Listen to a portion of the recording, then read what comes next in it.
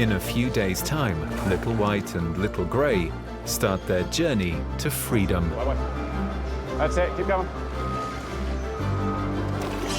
In a groundbreaking project, they will be moved Let's just start pushing her. Start pushing her, guys. from captivity in China on an epic 30-hour, 6,000-mile journey.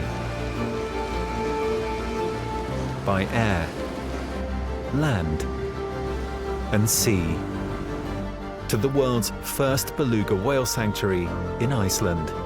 We're their guardians now for the next 30, 40 years, and we've got to do what's right by them.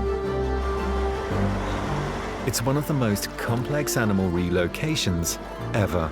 Everyone out, everyone out. Very good, okay. Just hold it. Fraught with difficulty No! Listen to me now! Listen to me now! and danger.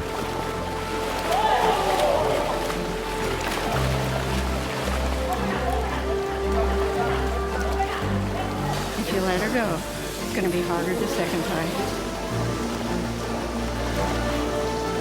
If it succeeds, it could change the future for all the world's captive whales.